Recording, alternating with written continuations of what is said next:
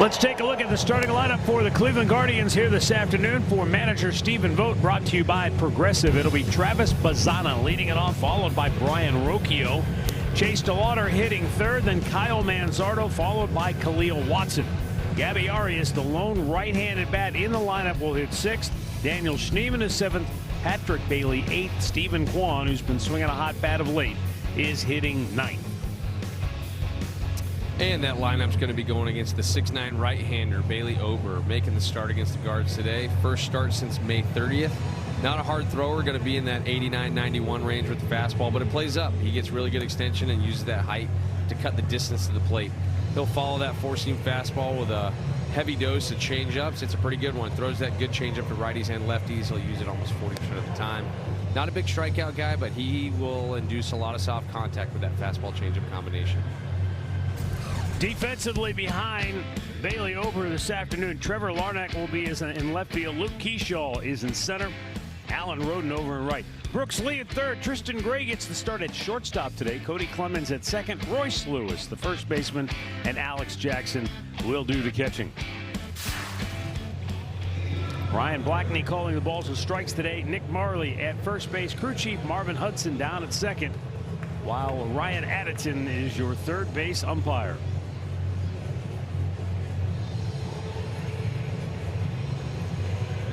As Cleveland Ball Club has dropped 13 of their last 21 games. Minnesota has won 14 out of 21. And so only 2 games separates first place from third place in the AL Central as we are underway. First pitch outside, ball one to Travis Bazzana. Game time temperature is 79 degrees and lots of sunshine here in Minneapolis today. Couldn't ask for a better day.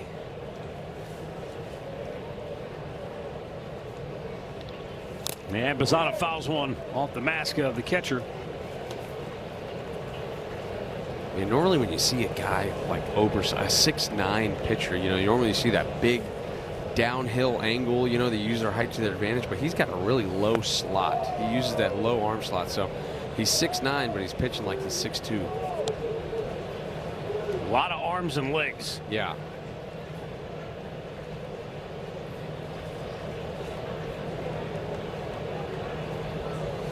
Would you say that's rather unusual for a guy his size to not maximize all of that size? You know what? Some guys that are really tall, it doesn't mean they're throwing straight over top. Like you think about like Randy Johnson or Andrew Miller, they're throwing from way out to the side. So they create a lot of angle, right? Those big long arms and legs.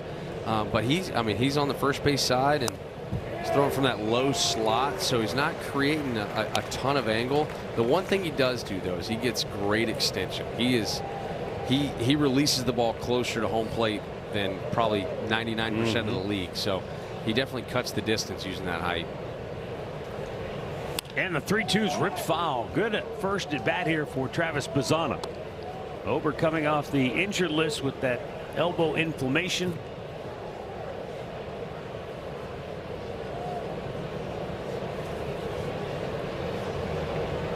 And the 3-2 is hit high in the air on the infield. Cody Clemens, the second baseman, puts it away, 1 down.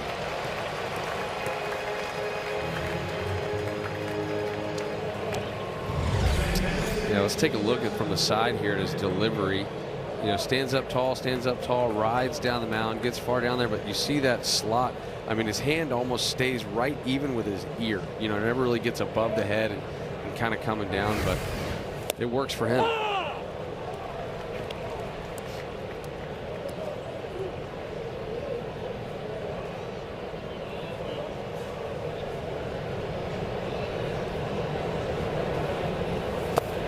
Cody is a guy who knows a little something about elbow injuries.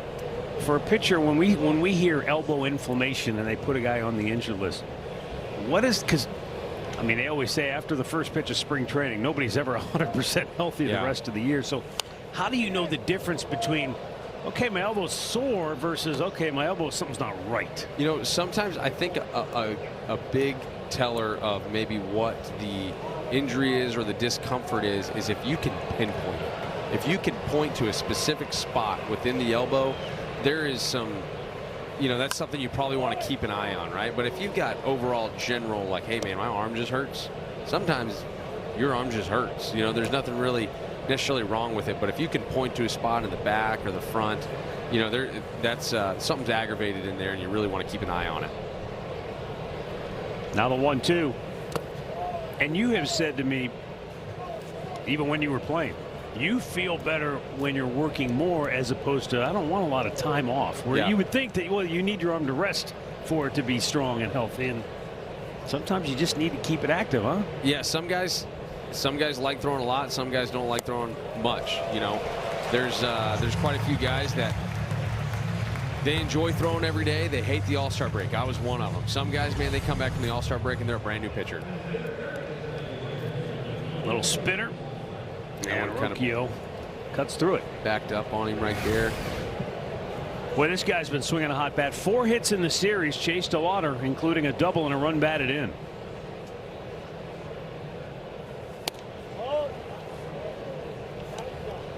This is definitely the guy the Twins pitching staff has circled on a daily basis. This is the guy that they are telling them, everybody, they're talking to the catchers, this is the guy. Call is confirmed. Minnesota has 1 challenge remaining. ABS powered by T-Mobile. Twins roll the dice early. Alex Jackson obviously thinking that he's got the same kind of role that Victor Caratini has. They're not afraid to use challenges. And they've been good. It doesn't matter who's behind the plate. They're good at it. You know, I don't know if it's, you know, approaches by the teams or conversations with managers, but obviously Derek Shelton is letting those guys, giving them free rein to use them. Outside, 2 balls and a strike.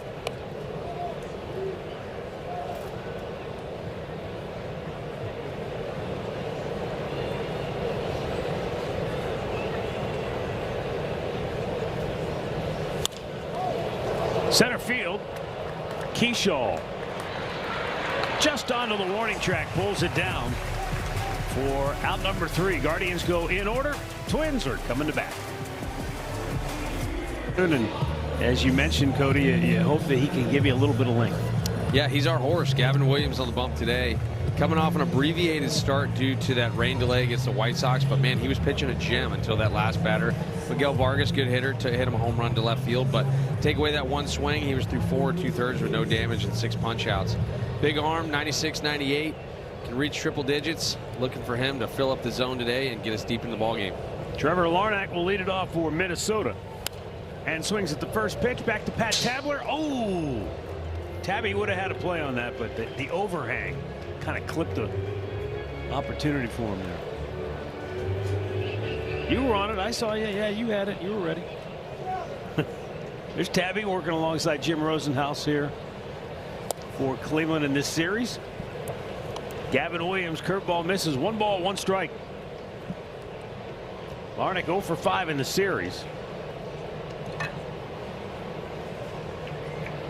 And the 1-1. You know, this is a conversation that will continue to evolve, but talking to Stephen Vogt before the game, it's just maybe I'm just too stubborn to let go of thinking about how lineups used to be constructed. But I see Trevor Larnach leading off, Kyle Schwarber leading off. These guys who, that's not in my head what I think of a leadoff hitter, but you know, as Voter was explaining, you know, you want your best hitter to get 5 bats in the game. Where's the best place to put him? Up near the top. Yeah, and baseball is a very unique sport in that you play so many games, right? 162 games. That can equate, you know, a guy hitting in the leadoff spot versus in the 6 hole, how many at bats you can get over the length of a season. So, you know, that's why you see some of these guys. You know, Larnach, he's not a base stealer. He's not a table setter. The guy hits 391 with batting. He hits 391 with runners in scoring position, yet he's hitting the leadoff spot just because over the long haul, you want him to have that many more bats over a season.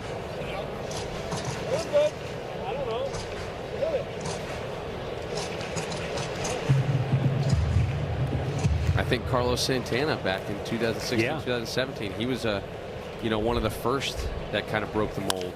Hard hit ball right at Travis Bazzana, and he throws him out 1 down. That was scalded. And the rest of Derek Shelton starting lineup. Brooks Lee, a switch hitter in that 2-hole. He can swing it.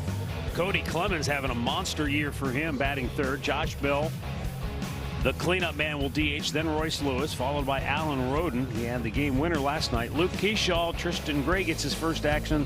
Same with Alex Jackson batting ninth. And a roller. Routine play for Bazzana.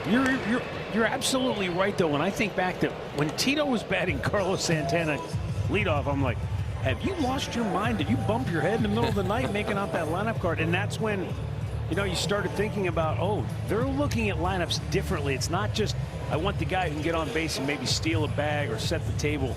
That thinking sort of went out the window. It was more about, hey, who are our best hitters? How can we get them more? That's why all of a sudden Aaron Judge is batting second. You're like, Aaron Judge, he's supposed to bat cleanup. But no, that old way of thinking is gone. Matt, with Santana, though, it was a big one because of his on-base percentage as well. Remember, that was Tito's thing, was his on-base was good. He walked a lot. He also had power. So that played into it. But you're right, it has changed dramatically in 10 years, Cody. Yeah. I think a lot of it just has to do with what's your roster. You know, who do you got? Yeah. You know, at that time, we didn't necessarily have a quote-unquote true leadoff hitter. Yeah, you could maybe say Lindor was, or maybe even a Kipnis, but we didn't have the quote-unquote super high on base stealer. And even with the new rule changes, the bigger bags, the pitch clock, we thought we were going to see more running. And I guess stolen bases overall as a whole have definitely increased. We're not seeing the return of Ricky Henderson or the 80-90 bag Vince guys, Coleman or any of those guys. Yeah. Some of that might just be with the fact that it's so hard to get on base. True. And pitchers, I think, do a better job now than at any point in the history of the game holding runners on base. Catchers back picking. Yeah. Better than maybe they've ever had before. It's just when it becomes a point of emphasis, everybody gets better at it. Cody said it in the open, margins. Those are margins that, you know, as a team you can fix or you can fill. And the Guardians usually do a pretty good job of that. That's the one thing I was going to say. They need to clean a game today. Yeah. Yes, they do. Well, Gavin hoping for a 1-2-3 inning. Cody Clemens facing the payoff pitch. And he went upstairs, could not get to it. Gavin strikes him out. Twins go in order. No score after one. No score, second inning.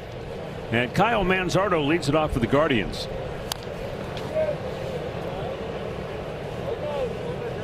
Manzardo and Watson hitting back-to-back today for Cleveland. They have had a miserable series so far. 0 for 14 combined with 10 strikeouts. As Ober goes to work, he slows it down and it's fouled back. You wonder, when two guys get dominated to that extent, what do the Twins know? Like, what's their plan? What holes have they been able to expose to just take them out of the equation? I think it's a couple things. I think, A, the Twins are just playing well right now. You know, sometimes the game is just harder. They've got a lot of momentum on their side. Popped up, playable. It'll be the shortstop, Tristan Gray, one down. But sometimes when hitters are in a funk, as a pitching staff, you're not thinking so much of how to necessarily attack them. You're thinking of where can we not get hurt with this guy, right? What's the one area or what's the one pitch that we can't throw to allow this guy to get back on track? And so a lot of times it's just pitch to your strengths, but stay away from this. Yeah. I like what you said, though.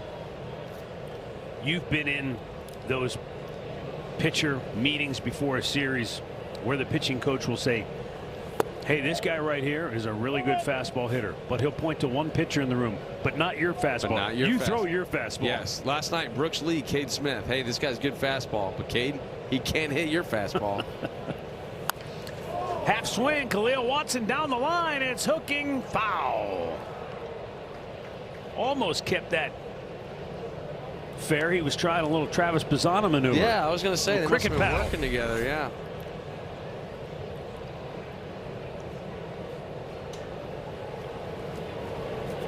And missed it by that much. That's one of those swings that gets you right. That one hits the white. He might go on a tear here.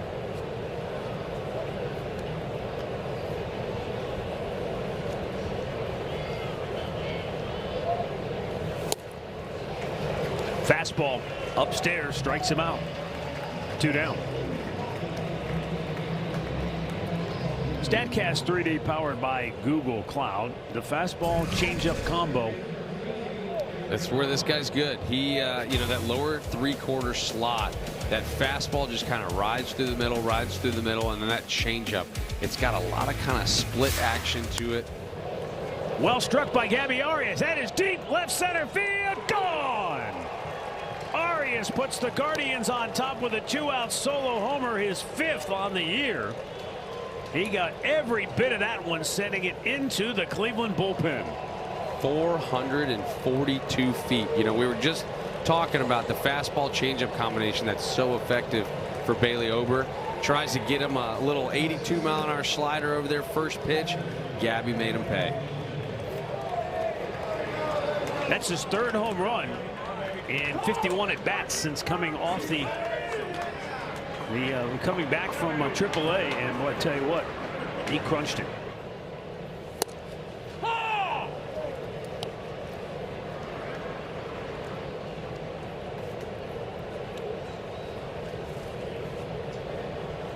Daniel Schneemann sends one high in the air to center, but this is playable for Luke Keyshaw.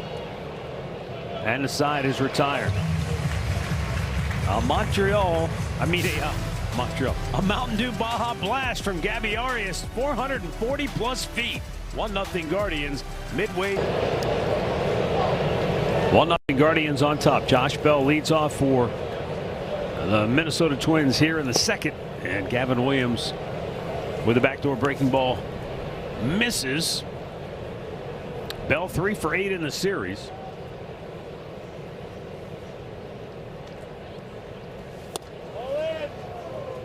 His 60 runs batted in, tied for 6th most in the AL.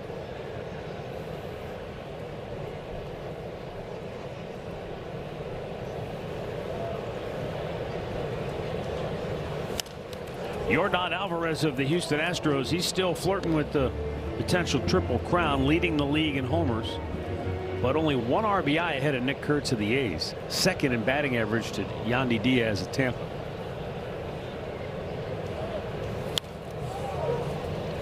He's putting together some really good at-bats, Josh Bell is, this series. He's done a lot of his damage early in the count. He gets one elevated, maybe a changeup out over, a fastball out over.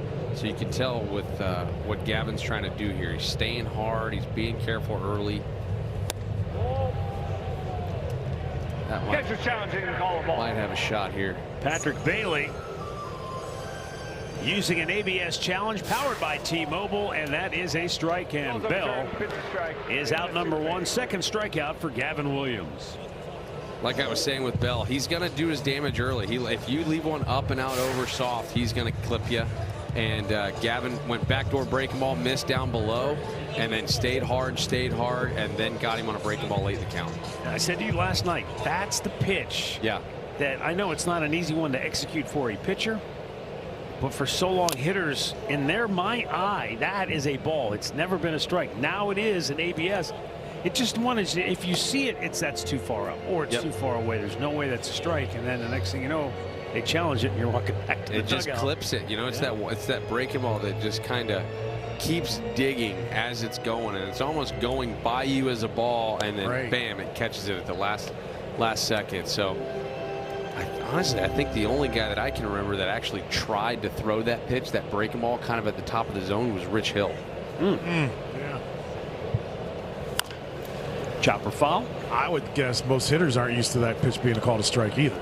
Well, it's not one that, you know, these pitchers, they're not trying to throw it up there because, you know, those are normally ones that they're either taking it, or if they're swinging at it, you know, their eyes are getting big. It looks like a beach ball, and you can slug on that stuff up there.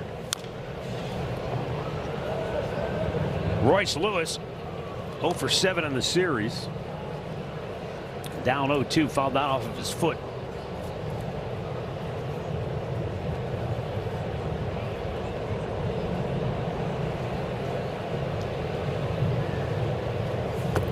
He checked. He did not go.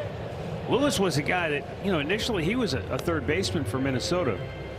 But while he was in the minor leagues trying to rediscover his swing, Brooks Lee basically took over at third base, and when it was time to bring him back, Derek Shelton said the only spot we really had available was first, so that's where he's been playing defensively. He's moved around the diamond completely. I think he was drafted as a shortstop. Then they moved him to third after the first knee injury. I think he played some center field when he first got to the big leagues, didn't he? I think so. They've moved him all over. The 2-2 and a swing and a miss. Gavin, that's 100 miles an hour. Just powered it by him. 3 consecutive strikeouts. Yeah, he's Big rig. He's breathing some fire today. Your Toyota keys to the game. Gavin on target. Yes. Save the pen. That would be a huge step in the right direction for the Guardians with just 3 games remaining prior to the All-Star break after today. But if Gavin could give the bullpen a little bit of a breather heading in, because that's a really good hitting lineup down in Miami. Yeah. You figure those are going to be some games that could wear down your pitching staff. Yes. Listen, every game right now feels like a must-win because of how the last 15 to 20 games has gone. Yeah. But I think one thing we need to remember is it's July. There are waves throughout this season. I think we talked not long ago, but at this point last year, we were just getting over a 10-game losing streak. And this team ended up playing in October. Tell you what, Gavin Williams is feeling it early. 4 consecutive strikeouts. 1-0 Guardians. A progressive and a beautiful look in at the home of the Twins. First ball swinging, Patrick Bailey leads off the 3rd inning.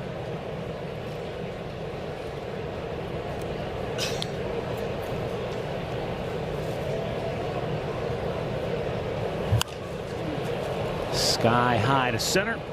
Luke Keyshaw. 1 down. A word now from Cleveland Clinic. When you make complexities your specialties, you redefine what's possible. For every care in the world, Cleveland Clinic. Here is Stephen Kwan, who has hit in 12 of his last 14 games, batting over 300 in that stretch. He's really swung the bat well in this series. I don't know exactly what his numbers are in this series, but he has made hard contact just about every at bat. There's another one. Center field, but right at Keyshaw. He's had 3 straight putouts in this game. And with 2 down, we go back to the top of the order. Back to my thought about Quan. You're seeing some really good swings from him right now. I know, you know, the average still down. He's not really on a tear, say like, you know, Chase DeLauder is right now, but you gotta feel excited about what the second half could be like for a guy like him. Stephen Vogt said Quan and Grant Fink, the Guardians hitting instructor, they found something. They found something that has clicked for Stephen Kwan, and he's been able to kind of get on a roll. And look, it doesn't matter what that it is, because sometimes it can be really technical and complicated, and sometimes it can be something really simple like get your foot down, get your front foot down quick. Bottom line is, whatever it is, he has that going for him, and he's feeling confident. So when he goes to the plate, you're not seeing that look in his eyes. You're seeing that confident, that Stephen Kwan that was such a force at the top of the order for several years. And sometimes it's not necessarily a physical adjustment, like say in the swing. Sometimes it can just be a thought, like an approach, like, hey, I would just want to hit 2 irons in the left center field gap from here on out, or I'm going to try and take my shoulder through the shortstop, whatever it is. But sometimes that external cue, per se, like what you're trying to do, can create the outcome on the field that you want, right? It can put your body in a position to feel something. You're so right about that, because about a month ago he said to me randomly, he goes, I just feel like it's 0-2 every time I go up to the plate. And to me, that told me mentally that's not where he wanted to be, when you're already thinking that before you even go up to and get in the box. Payoff pitch to Bazzana, and he lines one toward left center field. That's in the alley. That's going to get down. That'll go all the way to the wall. Into second base, and he is going to turn and hold right there with a 2-out double. His 14th double on the season, and the Guardians get a runner in scoring position with 2 down. Talk about hitting a 2-iron the other way. That is the Travis Bazzana swing that we have seen and come to love. Look at him just stay through the baseball, and then obviously the hustle out of the box. He is thinking 3 until he pulls up. I mean, he's wanting it, he's wanting it, but man, that ball was laced into the left center field gap. Now Brian Rocchio.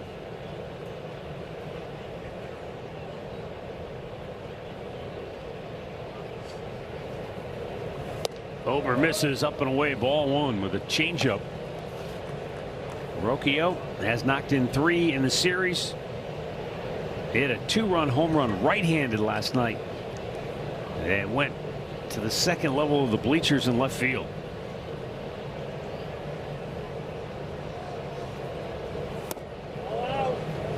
He also drilled one from this side of the plate, but it died on the warning track for a long fly ball out.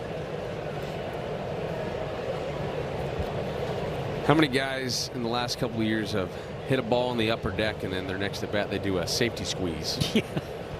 Probably can count on one hand. Yeah.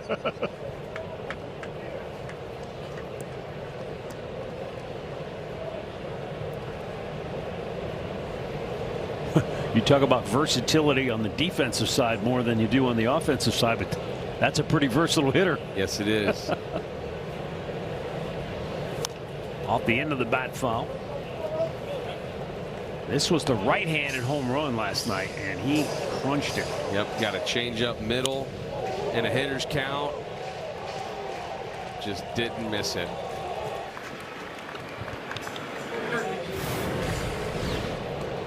He's got a good count here, 2-1.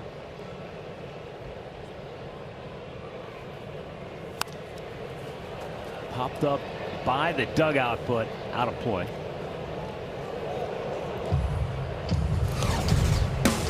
Then the next time up, a little small ball. Yep.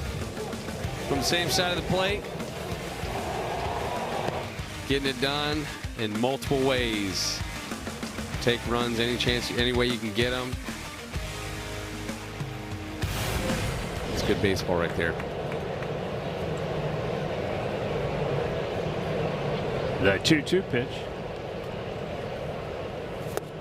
And he went down swinging at it. Breaking ball. Cut him in half. 1-0 Guardians midway through the 3rd. By PNC, featuring hits from the band OAR. Get your tickets at CLEGuardians.com.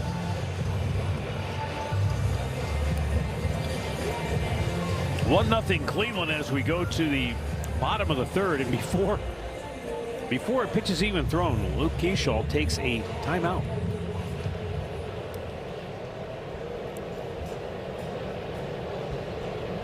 Three for 6 in the series with a double and a run batted in for Keyshaw. And Gavin Williams pours a 97-mile-an-hour fastball in there for strike 1.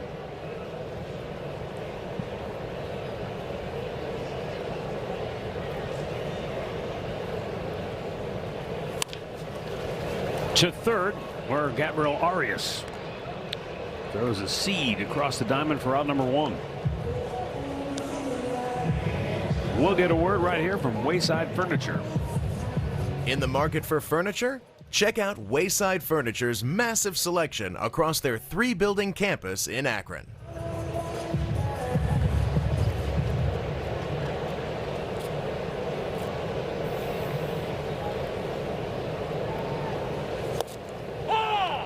Tristan Gray getting an opportunity to play in the series finale. Hitless in his last 14 at bats. Takes a ball up high, 1-1.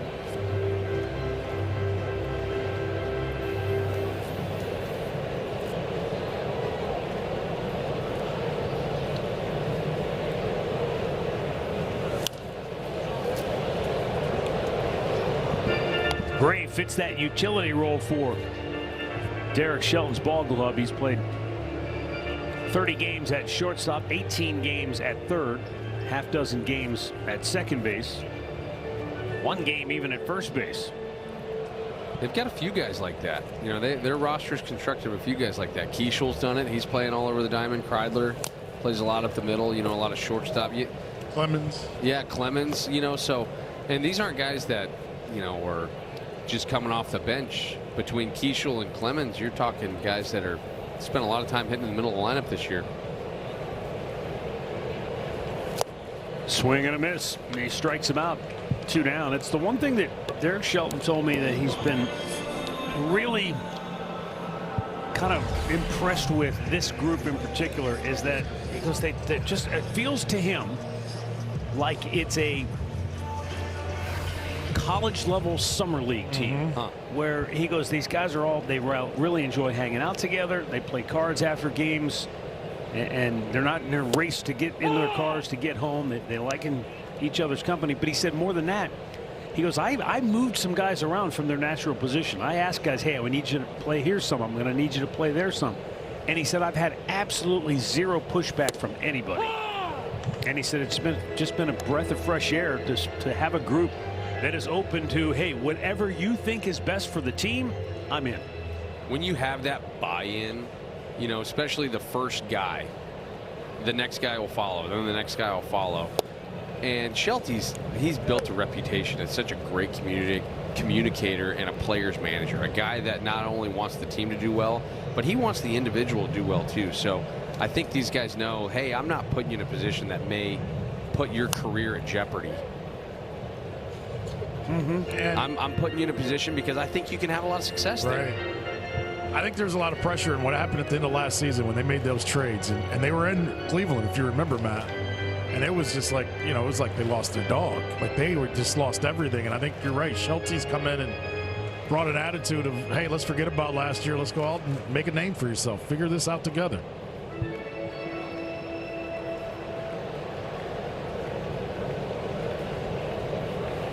Now the 1-2. And look, I think a lot of professional athletes, a lot of teams, they like that. Hey, nobody's talking about us. Everybody's overlooking us. You can kind of thrive in that sort of underdog mentality, but you still have to have something to back it up. Yeah. You can talk all you want about they're disrespecting us. They forgot about, but you still have to have some ability. And I think like Chicago, Cleveland, Minnesota, nobody was talking about any of these teams in their preseason forecasts. And I think they're all relishing in the fact that, hey, maybe we weren't on anybody's radar, but let's go prove everybody wrong. Yeah, and the beautiful thing about baseball is the gap from the tippy top and the bottom isn't near as big as a lot of people think. Yeah, all it is can we stay healthy? Can we have X player have a big year? Who's going to step up? And when you have that, when you have guys like Brian Rocchio step up and, you know, take his game to the next level, when you have a guy like Gavin Williams take the next step forward and not only being a horse on your staff, but being a known name in the league, then you see these teams take huge leaps from year to year, and they become, you know, a real contender.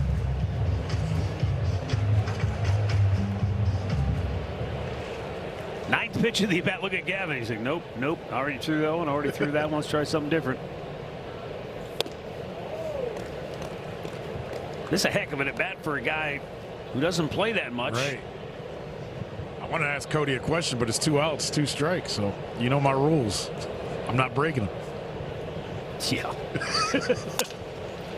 That's foul. Go ahead. All right, the bat's broken. All right, one of the things Carl Willis was on Gavin big on was going north-south coming down the mound. Yeah. He was a little east-west before his start against Chicago. And those terms help the listener realize what he was doing and what he's doing now to get back to where he needs to be. So what Carl's talking about is he really wants Gavin to stay in his lanes, right? You think about you're throwing in a really narrow hallway, and if you get rotational, you can kind of hit those walls as you're coming down the mound. And it's really hard. You'll see guys start to yank balls outside. You'll see them miss up and in onto the arm side. But if they can really pick that lane, pick that narrow hallway, and try and throw right down it just like that, you get a lot of good direction and late finish at the plate. Swept them away. Half a dozen Ks through the first 3 for the Big Rig. Hyundai in the driver's seat. Chase DeLauder. He's hit in 15 of his last 16. And that predates the injury, and that's the interesting thing, because usually, regardless of the injury, if you go down for any period of time, 10 days may not seem like a lot to the average guy, but that's a lot in baseball. And he's come back like he never missed a minute of time. When you're not seeing live pitching for 10 days, it can be very difficult to get back into a rhythm, especially when you're seeing the quality of the arms that are being displayed on a daily basis. You're not getting that off a tee or hitting flips. You got to be in the lineup. Do you think, and I know you, nice play. That's a heck of a job by the third baseman, Brooks Lee. He never gave up on it. It looked like it was headed for at least the netting. But he went over there and looking back up into the sun, got the sunglasses on. You got to navigate the tarp, and he still hauled it in. He's almost at shortstop. He was able to take a couple of different looks at that tarp. Now Kyle Manzardo ropes one foul. I was going to say about Chase DeLauder, recognizing you were a pitcher, but when you face a guy that has that short swing like Chase, do you see the same thing that we see up here, which is not as many holes as, say, a guy who's got the long trying to drive it out of the ballpark type approach? You're really limited on where and how you can attack him, because not only is his swing so short and quick, it's got a lot of like that Chase Utley, he's able to pull his hands in real quick, and he's got that quick finish, but that front hip is pulling, and so the inside corner is not open. The only way as a pitcher, and I'm not trying to give away his scouting report right now, but if you can throw something that's chasing him inside, you might be able to get him. But not everybody has that. And also, when you go in there like that and you miss, he's going to make you pay. You saw that ball that he hit 98 up and in, and he hit it 430 feet. So, when that's the one hole that teams see and they're trying to get him out in there, if they don't get it in, he's going to burn them. 2-2 to Manzardo now, and he swings and misses. Fourth strikeout for Bailey over. 2 down here in the fourth inning. The other thing about Chase, and he said this to us in Seattle, the beginning of the season after he hit a couple home runs, and I kind of said to him, I go, you haven't had a lot of at-bats throughout your minor league career. And he smiled at me. He goes, I'm just a hitter, man. And it wasn't cocky. It wasn't arrogant. It was just, this is what I do. Oh, wicked hop, and Royce Lewis stayed right with it. And the Guardians go 1-2-3 for the second time in 4 innings. They lead 1-0. 1-0 Cleveland, bottom of the fourth inning, top of the order for Minnesota. Trevor Larnach will lead it off. He grounded to second, his first time up.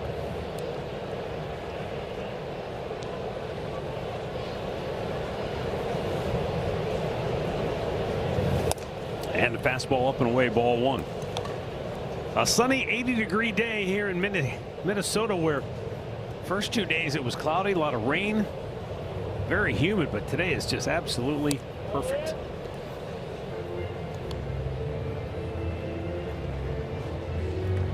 And the Minnesota Twins have climbed to within 2 games of the lead in the AL Central. 1 game back at Cleveland. Thought about it. He did. He thought about it. Kind of half-heartedly moved his hand toward the helmet and said, we only have 1 left. I better not. That's a heck of a pitch right there, 2-0. Yanked foul.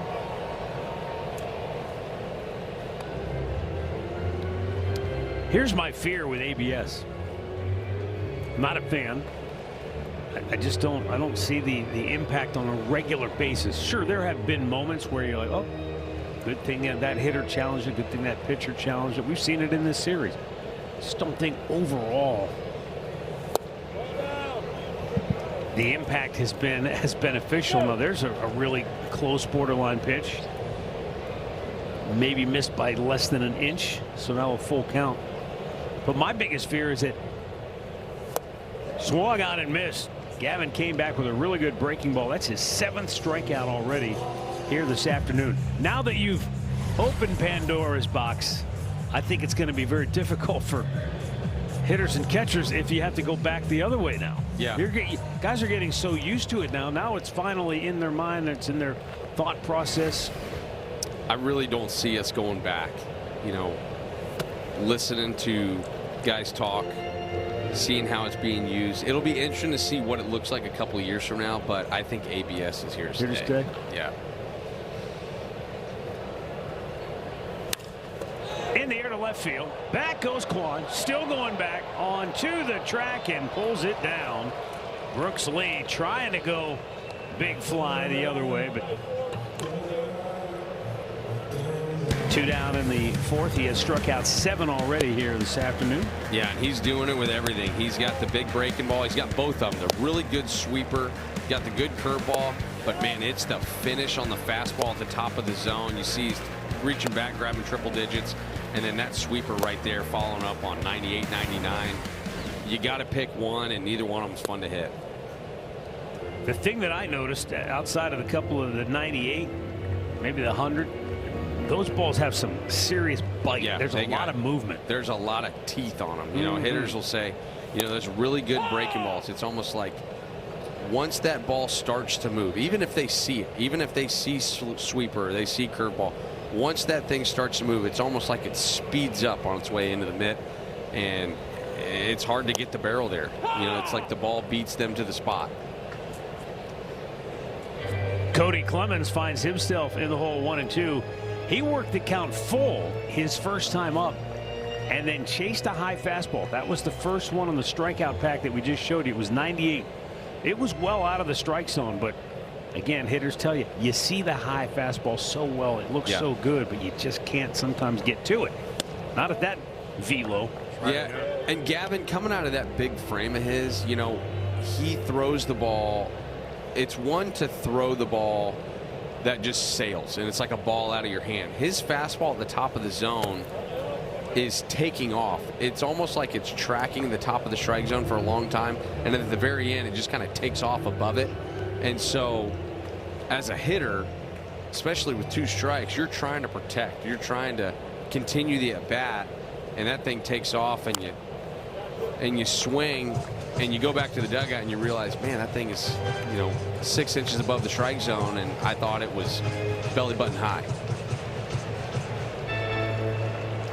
Another full count for Cody Clemens.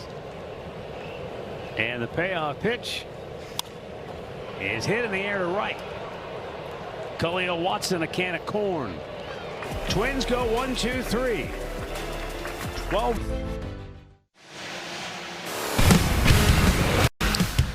Well, what a blast. This 442-foot home run means baseball fans score 2. Unlock your free 20-ounce Baja Blast by registering now at BajaBlastHomeRuns.com. The only run of the game off the bat of Gabby Arias in the 2nd. His 2-out solo shot to the bullpen. Starts him off with a slow breaking ball. Strike 1.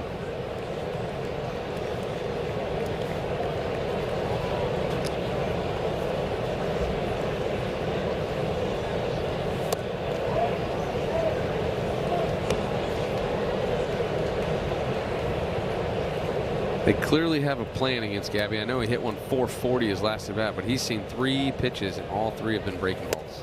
There's his first fastball he's seen today. For a guy that throws 50% changeups and 40% fastballs, he's throwing Gabby 3 of 4 pitches have been the breaking ball. Well, I don't think it's any big mystery that he is prone to chase that spinner out of the strike zone. Yeah. So it would make sense that you go into a matchup saying, let's make him prove that he won't chase. And if he shows some discipline, what happens? You get a pitch to hit. What a concept. Yep. I think, too, what's so interesting today, watching these games and watching these matchups, there's another one. It used to be when you develop your reports on hitters, right? A lot of it was the eye test. You know, you're looking at swings and what they're doing on certain pitches, but there's a lot in the numbers.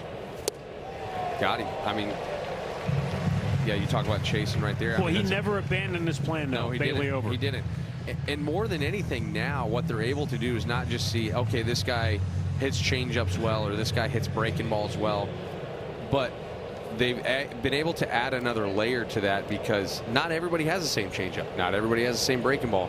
They're able to really look at bat paths and then the pitcher's individual pitch that they have, and they're able to match it, right? So Bailey Ober's changeup is very different than Parker Messick's changeup.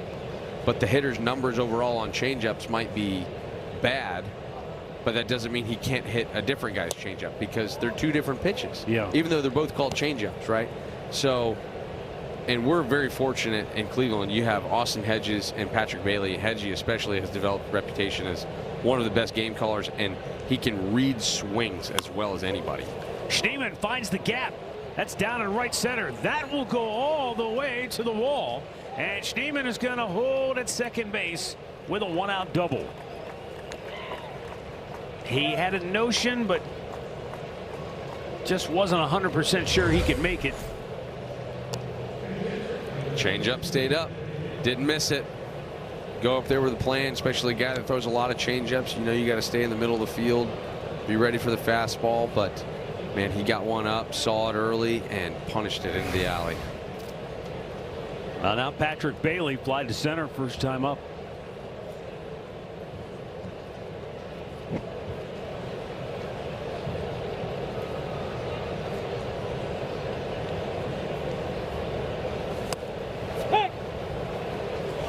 Bailey not so sure, too close to challenge.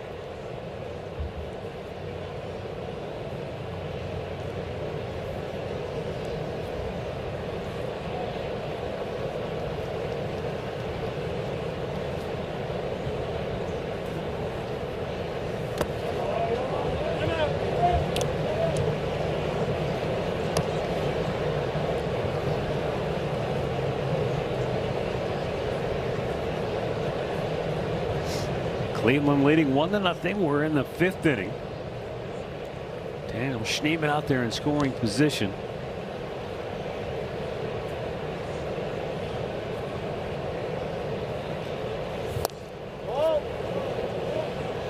Now a challenge from Jackson, the catcher. ABS powered by T-Mobile, and it is a strike. That was a return pitch and strike. Minnesota has one remaining. So instead of 2-1, it's 1-2. That's one where when you get it flipped, that's a big difference maker. It can definitely change the feeling of the at bat and what they can do and the hitter's approach, everything. Popped it up on the infield. 2 down. And a word now from Levin Furniture and Mattress. Into unbeatable comfort with Lazy Boy recliners, starting at just $395. For an incredible selection of Lazy Boy, shop Levin.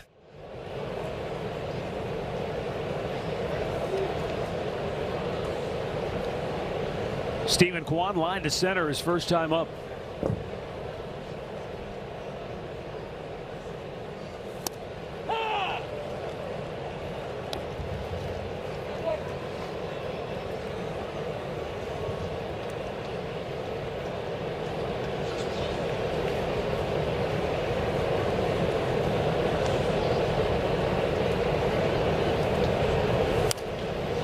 Off to the left out of play. No balls, 2 strikes for Stephen Kwan.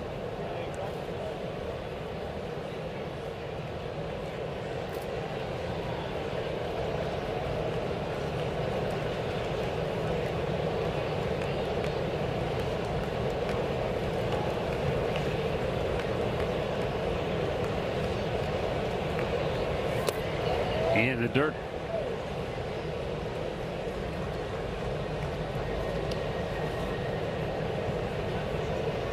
And for a guy that uses as much of the field as Kwani does, they're really giving him the left side of the infield.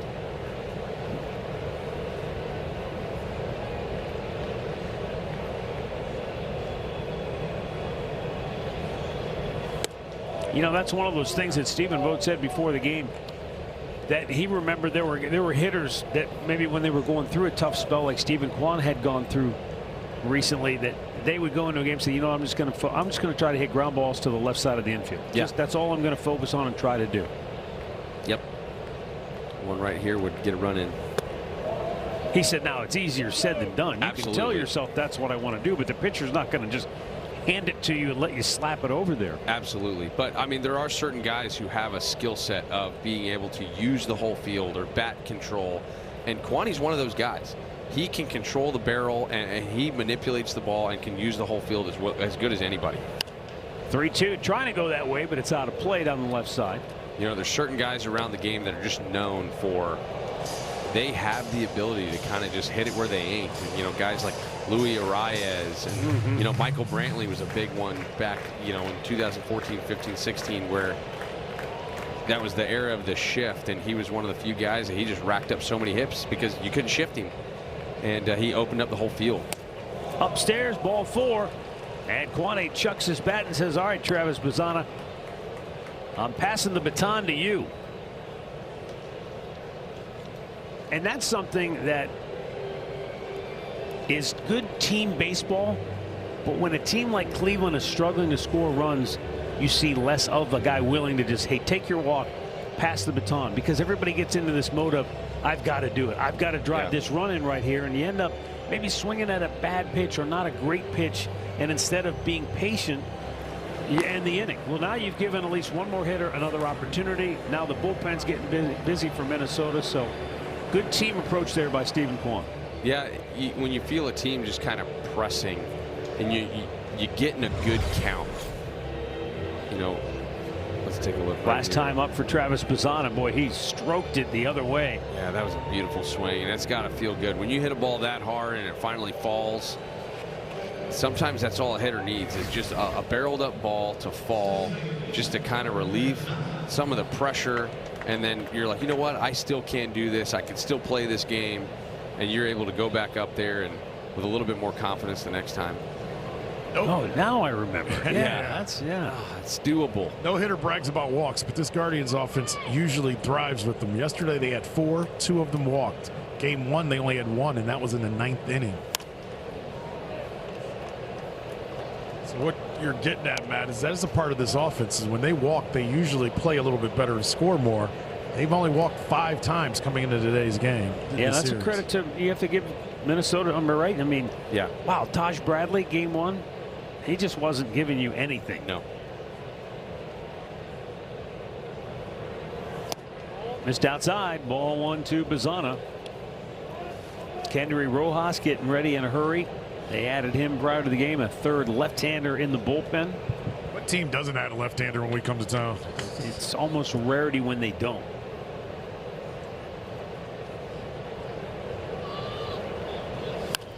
Hit hard, fair ball, diving stop by Lewis. Oh, the play of the game defensively made by Lewis. He just robbed extra bases from Bazzana and at least a run saved by that dynamite stop at first base by Royce Lewis.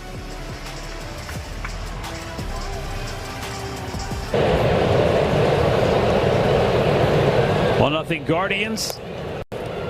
Josh Bell leading off the bottom of the 5th for the Twins. When Gavin faced the 4, 5, and 6 hitters in the 2nd inning, he struck all 3 of them out. And Bell takes. It's 1-1.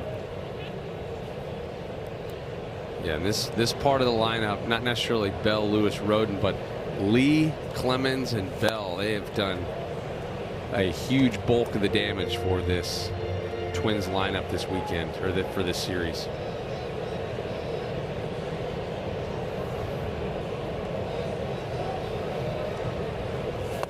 Oh, ho, ho. That was pure filthy.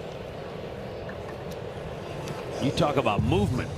Yeah, sometimes you get swings that that's a chase right there. This one, he started that swing and then it turned into self-defense. He was merely just trying to survive the at-bat as that pitch started to take off down towards that back foot, man. Oof. What started as aggression turned into self-defense. That was self-defense. That's beautiful. A bunt in the air. It will go foul by Royce Lewis with a 1 out here in the 5th inning.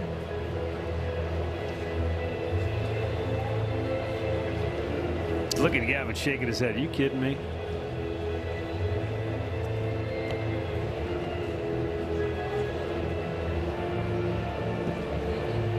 Yeah, I don't have a lot to say about that right now. I mean, got to look at the situation and play the game, but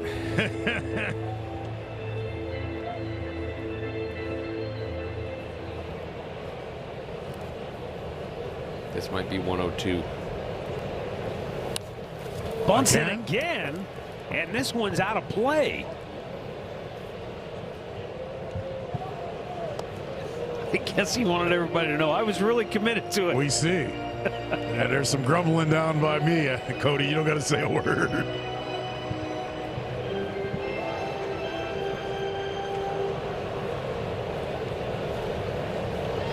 The 2-strike pitch. And he softly serves one into right field. There is no justice in this world.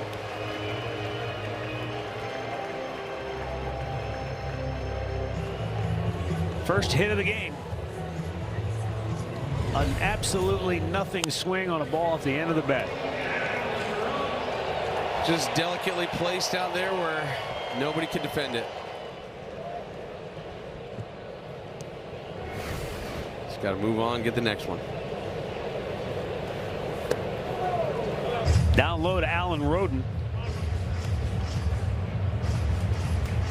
Roden came up from AAA when Byron Buxton went on the injured list prior to the series beginning. 2 for 6 in the series, couple of runs knocked in.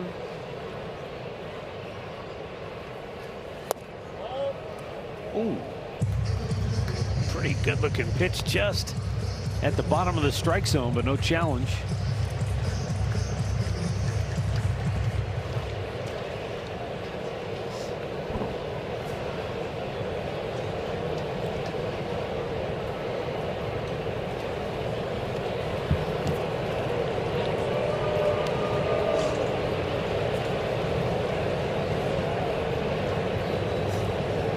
Royce Lewis will run 6 for 6 on the year. Gavin would love to pick him. Yes, he would. Oof. Yeah, that's another weapon he has in his back pocket, Cody. He will pick a guy off if they get too far away.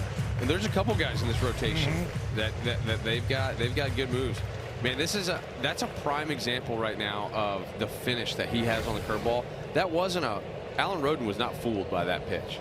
He saw that curveball. It just started moving, and by the time that thing started breaking downhill, he just couldn't get the barrel to it. After falling behind 2-0, Gavin Williams has come back to even the count at 2-2.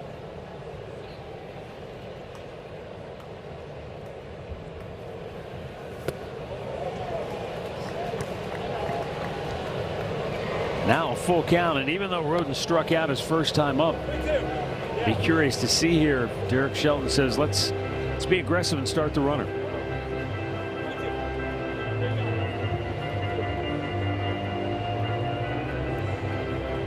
That would be a risk. Gavin's done a really good job of holding the ball where Lewis can't time him up at first base, and then with Bailey back there, there he goes. Ball 4. Probably would have been a strike him out, throw him out, but he misfired, and now the Twins have 2 on with 1 out.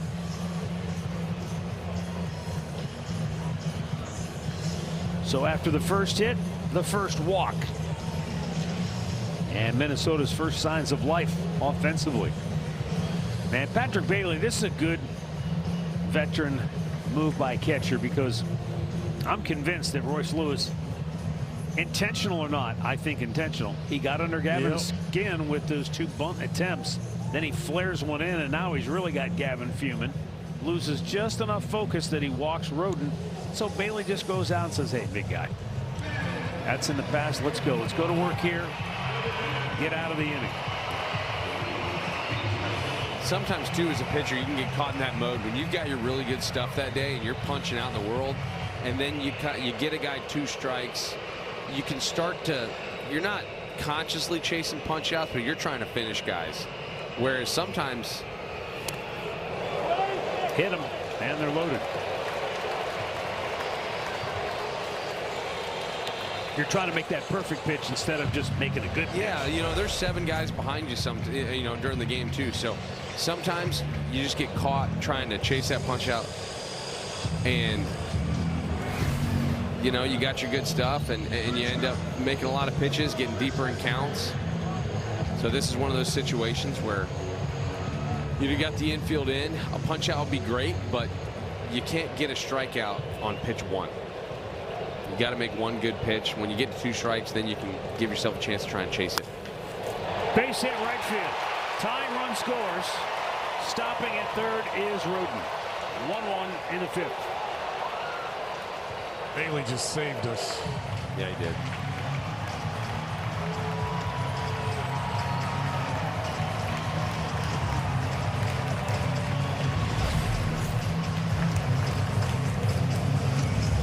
There's a breaking ball that stayed up. Pretty good swing by Gray. Gets the ball in. Throws it a little bit up the line there. Gavin was backing up the play, but that was a good move by Bailey. Tell you what, that's when you know you're going well as a team, and the Twins are going really well right now. Tristan Gray was 0 for his last 15, and he comes up against a guy who was just dominating your lineup and bangs it into right field on the first pitch he sees. Yep, momentum's a real thing. You know, you get a blue pit, a walk, a hit batter, you know, things are just happening. And for Cleveland right now, it just seems like the game is harder than it normally is. And for Minnesota, the game's going well. But this is where Gavin can really bow his back right here. You can limit the damage. You go back in the dugout with a 1-1 tie. Alex Jackson, Minnesota's catcher, steps to the plate, struck out his first time up.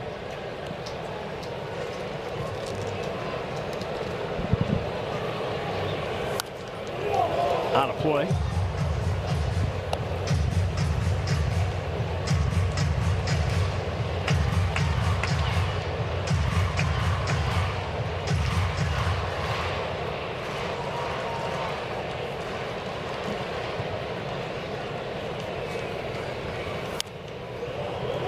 Out of play again. 0-2.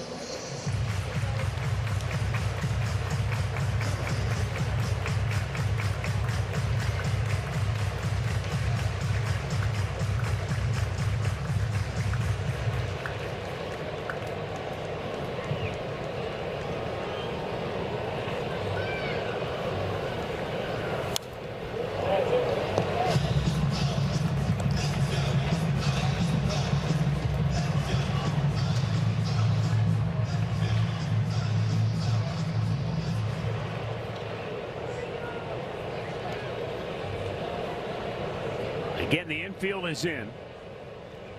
And the 2-strike pitch. A little bit wide of the mark. You're reaching back for a little something extra. That one hit triple digits.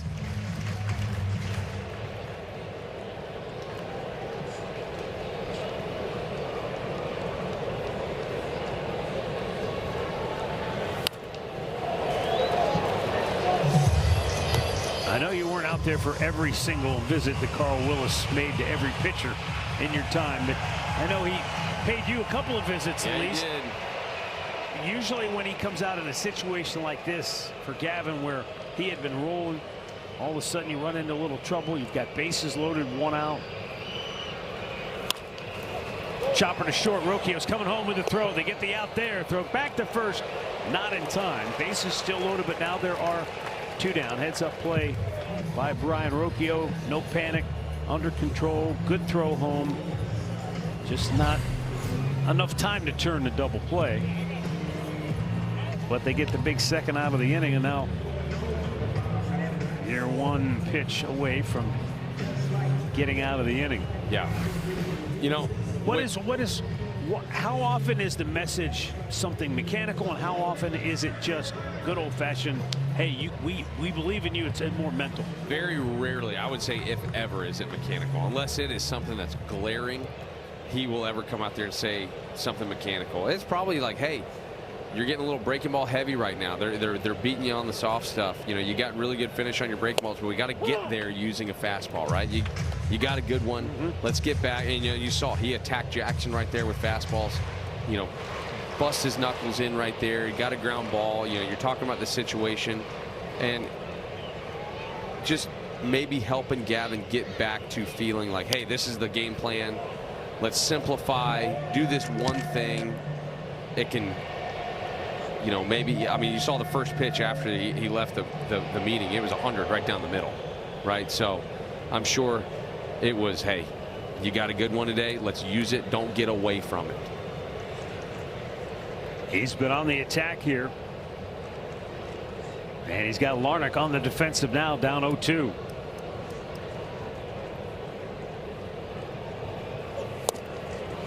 Froze him with a breaking ball. It's too late. Too late to challenge. Take a walk. Twins leave him loaded. They do tie the game.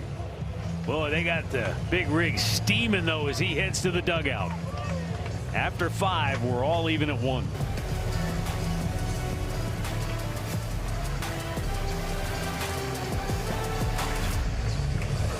As we go to the 6th inning.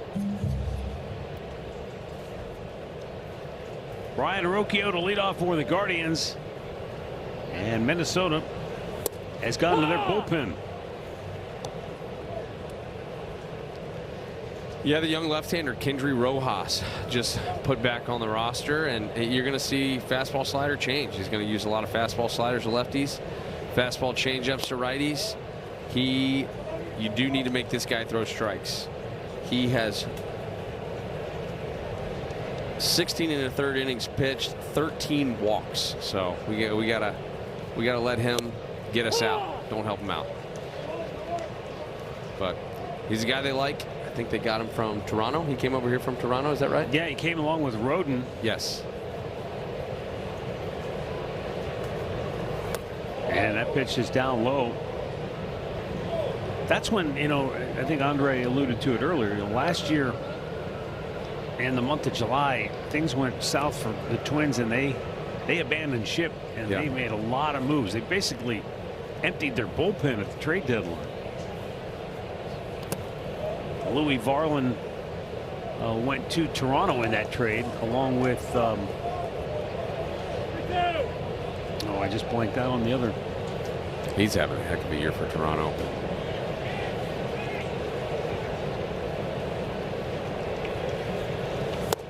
That pitch is strike 3 call. Oh, Ty France. That's who also went in that trade. That's right. That's right. Yeah. Yeah, just locked him up right there. 97, bottom of the zone. After a couple sliders that bounced in the dirt, I'm sure Roque right there was taking the approach of make him get it up, don't chase below, and he just dotted one at the bottom. You know, that's another example, though, of as we approach the trading deadline, Cody. Now, a year later, people can look back and say, "Oh man, Toronto paid a heavy price to get Varland and Ty France." Yeah. But they got to the World Series. They got very close to winning the whole thing, and that's why you build up your farm system and stock the minor leagues. So, if you have a year like, let's say, the White Sox are having a resurgence, where you're right there at the top of the division.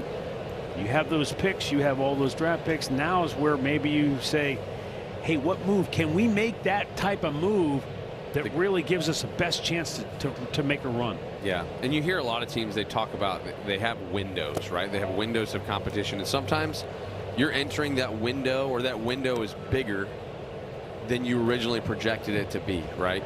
So the White Sox, you know, obviously they're more competitive right now than I guess people probably thought they would be. Chase DeLauder smokes it to high and deep right field. Goodbye. DeLauder's 9th home run of the year comes with 1 out in the 6th, and it puts Cleveland right back on top. He absolutely crushed that ball left on left, taking Kendry Rojas deep.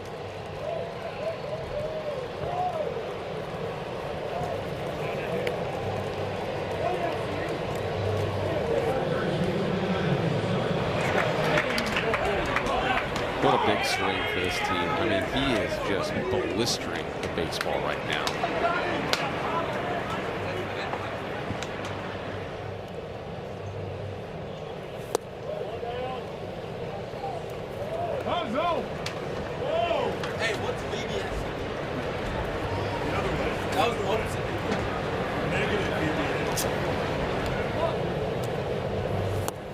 That's Chase's 5th hit in the series. We highlighted him at the top of the show, hitting in 15 of his last 16 games entering today.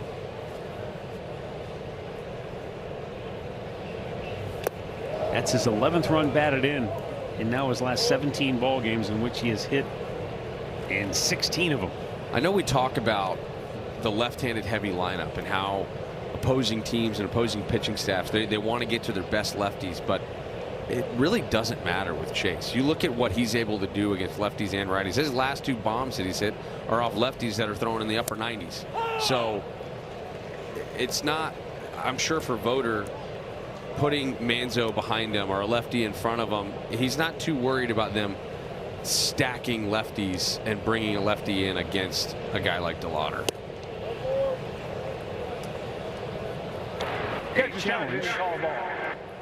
A challenge from the catcher Jackson, and this looks like it will stand up. Yep. Calls overturned, pitches a strike. Minnesota has 2 remaining. ABS powered by T-Mobile. Call overturned, so a full count.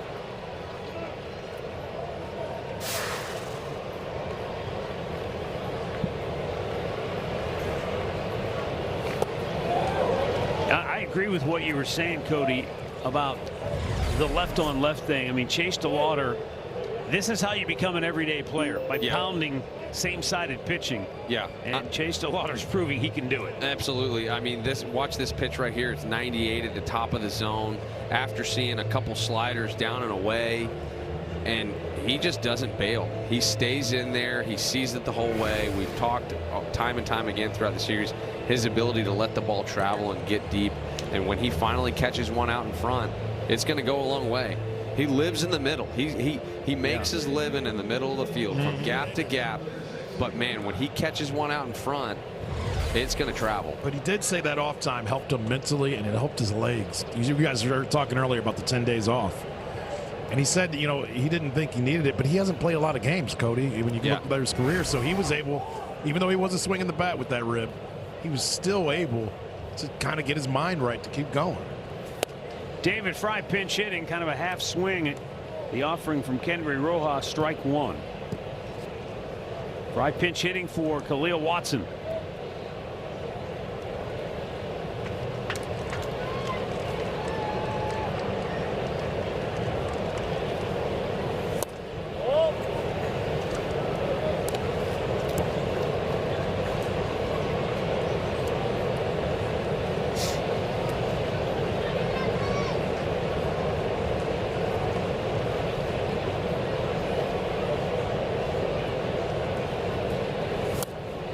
Every team has a left-hander, if not a couple of left-handers, that are in that bullpen for one thing that they know they can do, and that's get left-handed hitters out. Yeah. Even though with the new rule of you got to get 3 guys, the reason they're down there is because they can get lefties out.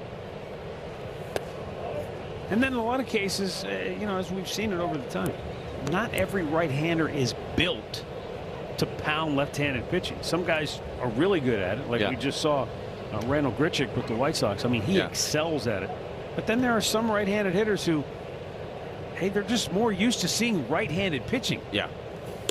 Because that's the bulk of arms you see growing up. Always has been, always will be. Yep. And so it takes some time to adjust to become that threat against a lefty.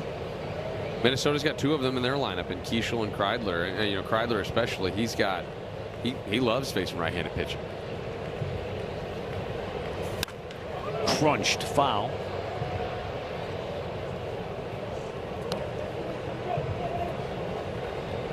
Manzardo back to first. 1 out here, 6th inning. Guardians regaining the lead on the home run by Chase DeLauder, his 9th of the year.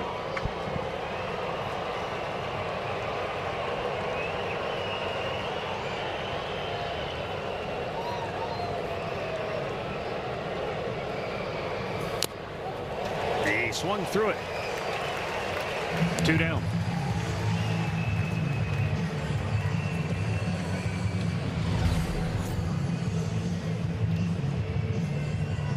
Tried to get on top of the high gas. got a piece of it, but Jackson was just able to hang on.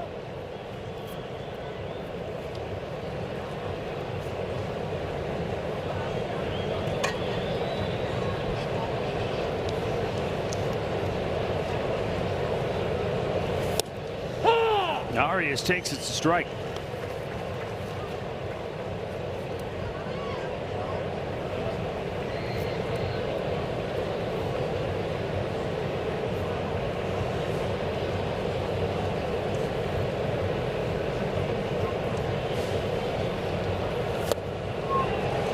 Pretty good changeup right there.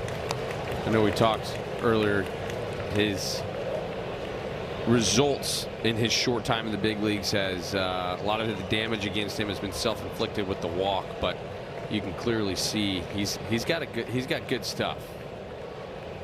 97, 98 from left side with changeup and a slider. Catcher challenging and call the ball.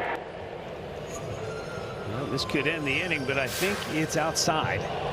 Call's confirmed. Minnesota is out of challenge. ABS powered by T-Mobile. That'll do it for the Twins challenging the rest of the game. They're not afraid to do it. So. No, they're not. I mean, they're good at it. You know, if you get them right, you know, it's one of those things that's hindsight, right? If you're a team that challenges a lot, but you get them wrong all the time. That's the problem.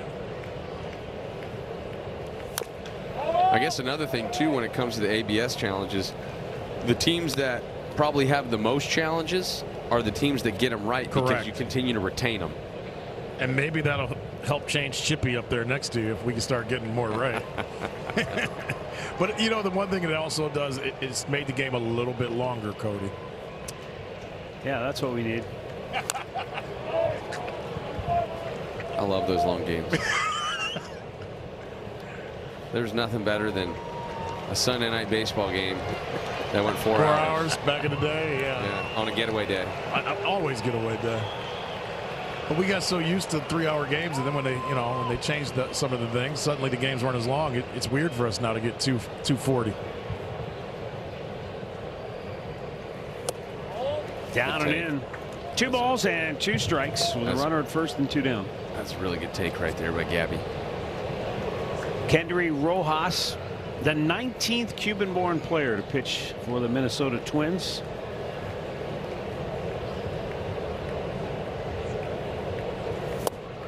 And he strikes out Gabby Arias to end the inning. He strikes out 3, but in between, Chase DeLauder says, "Get out of my kitchen." And it's 2-1 Cleveland midway through the 6th. Pittsburgh Pirates, Saturday, July 18th. It's a 4 o'clock game. Come down early. It's Margaritaville Day. Music, parrot photo ops, more. $2 Coors Light pregame. 15,000 fans will get a Jose Ramirez camp shirt thanks to Dollar Bank. Tickets are available. CLEGuardians.com. Brooks Lee leading off here. Home half of the 6th. And Gavin Williams watches that pitch sail out of play. 0-2.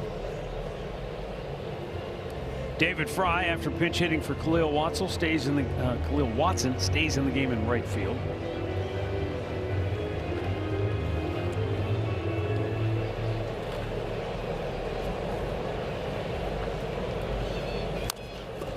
And a ball hit into the dirt. Manzo with the flip. Gavin hauls it in, 1 away. A word now from Bet365. Did you win? Let's just say the next round of omelets is on me, fellas. Bet $10, get $200 in bonus bets.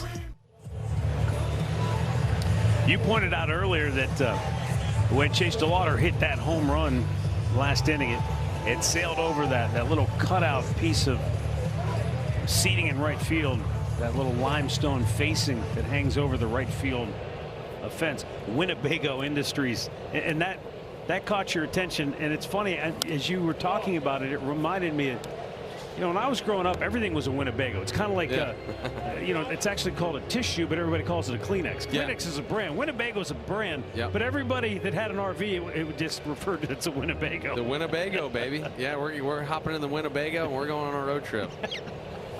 How many summer vacations, and especially in this part of the country, we're taking in a Winnebago. Yep. Yeah, I think around here everything's in Winnebago. You know, Minnesota, Wisconsin, you know, Winnebago. I think some places they call them campers, but around here it's Winnebagos. Cody Clemens, no match for that high cheddar. Strikeout number 10 for Gavin Williams. And he's retired the first 2 here in inning number 6. Just breathing fire from the big guy. You know, we talk about, I mean, Cody Clemens is having a heck of a series, right? Yeah. And he's such a good hitter, and he's locked in right now. He's making guys work, but you really don't. I mean, you can't cover everything, right? He's covering breaking balls. He's covering the soft stuff, but you know, there's only so many guys in the game that can cover 100 at the top and breaking balls at the bottom. Just now getting some activity in the Cleveland bullpen as Josh Bell lifts one in the air. Left field, long run for Quan. Into foul ground. Basket catch on the run. The Gold Glover snares it to make it a 1-2-3 quick inning for Gavin Williams. Just over 90 pitches on the afternoon. He's got the Guardians in control 2-1 after 6.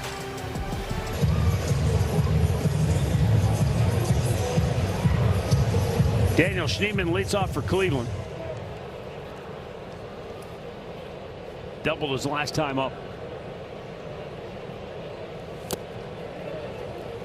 Back out here for a second inning of relief work is Kendry Rojas.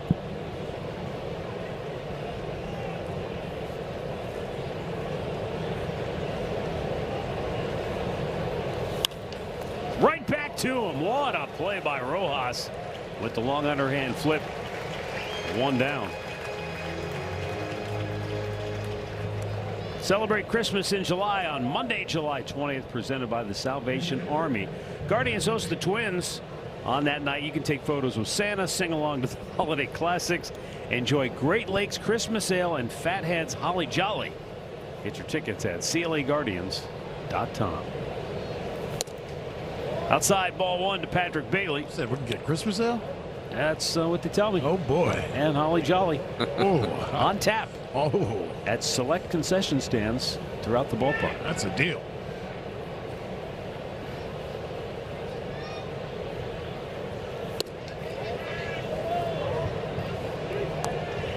Patrick Bailey 0 for 2. You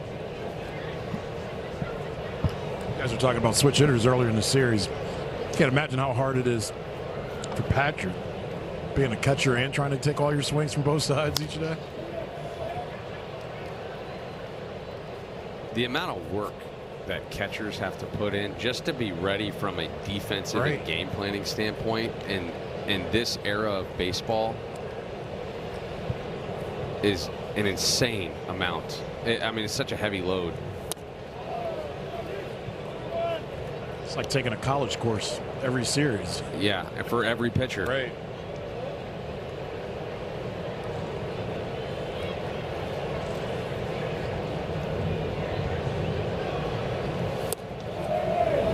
Ball 4, and Patrick Bailey will take his base with 1 out here in the 7th inning. And here's our progressive defensive play of the game. Yeah, he doesn't have 4 Gold Gloves by accident. Yeah, he was way over there in the gap. He came a long way, was trying to navigate that kind of corner of the wall there, was trying to figure out how he wanted to approach it. And that was a big catch because that kept Gavin's pitch count down. And, you know, we talked early in the game about him needing to be efficient.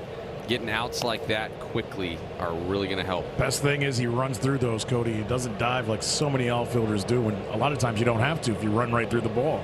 And that track out there can be unforgiving. I think our friend Michael Brantley found out that. Yes, he did.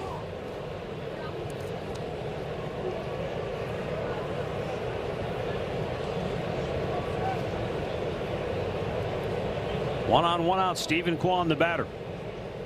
Kendry Rojas on the bump.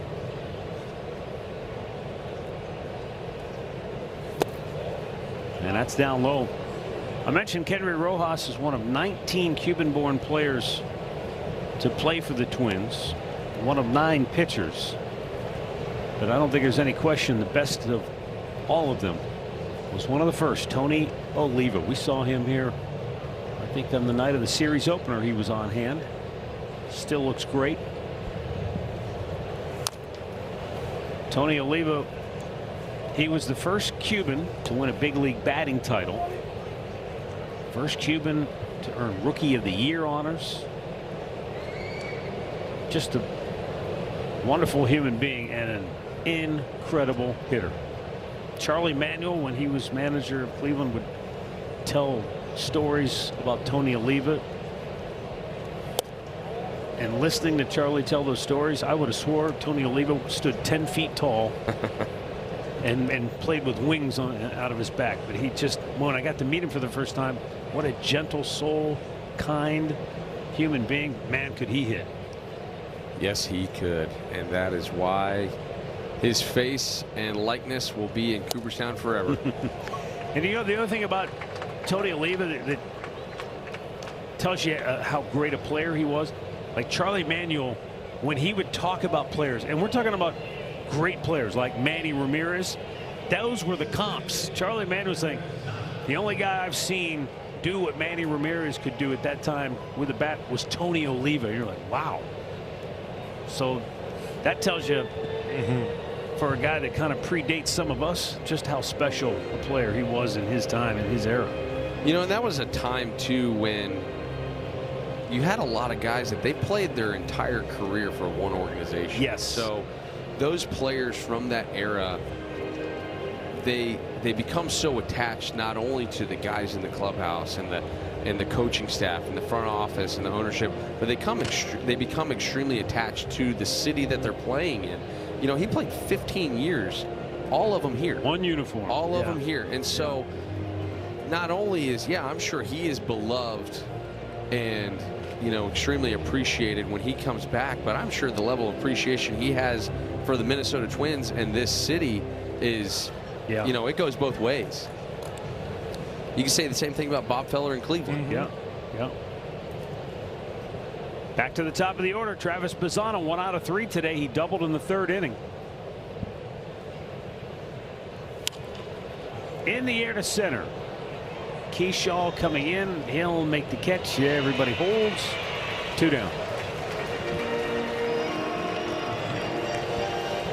And that'll leave it up to Brian Rocchio.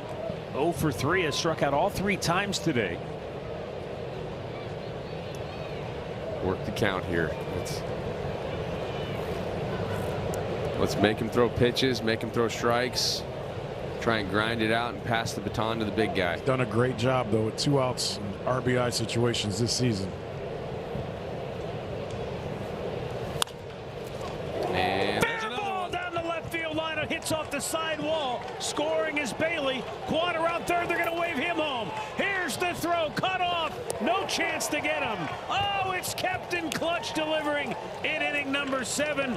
Brian Rocchio with a 2-out, 2-run double. That makes it 4-1 Guardians. He ripped this just inside the bag between Lee and the third base line. And once he got down, it was turn him loose. Well placed down there in the corner. Clutch Rocchio coming in. We've seen it time and time again from this guy in big spots, no matter where he's hitting. 2-hole, 9-hole, cleanup, lead off. He loves late in the game and close. And now the hottest hitter in the lineup, Chase DeLauder. Homered his last time up. You know, we talked a lot early in the game and before the game about Gavin being able to give this team length in order to give the bullpen a break or not tax him as much. Late runs like this and separation, that can also give your bullpen some breathing room as well, because when you're in those 1-run, 2-run games constantly, it is every pitch is magnified. They're high stress pitches. Cody Clemens gathers, throws. DeLauder retired, inning over. But we're headed to the 7th inning stretch with the Guardians now leading it 4-1. And the Big Rig has struck out 10 through 6 innings of work. And that's what they called him back in the day when he was pitching out of the Minnesota bullpen. He had a couple of stellar years, won a World Series in 1991, pitching out of that bullpen for Minnesota. Yes, he did. 7 games pitched on that 91 team that in that October went on to win the World Series. Yeah, I mean, you win a World Series, man, you're beloved anywhere you go. They love seeing Carl here. Long before he became one of the best pitching coaches in the business. And you think about it, Cody, you went to school in North Carolina. Carl's from North Carolina. Big Rig's from North Carolina. I think, look, oh, that's hit high. It's hit deep. And Royce Lewis, after trying to bunt off Gavin Williams in the 5th inning, has now homered off of him here in the 7th to pull Minnesota to within 4-2. I don't think there's going to be any love lost between Gavin Williams and Royce Lewis anytime soon. No, but you got to put it in the rearview mirror. Just try to get ahead early in the count with a breaking ball. That was the intent right there, was just get strike 1 with a breaking ball, and Lewis didn't miss it. You know, he did not miss that one, but he's still working with a 2-run lead. Go right after the next guy.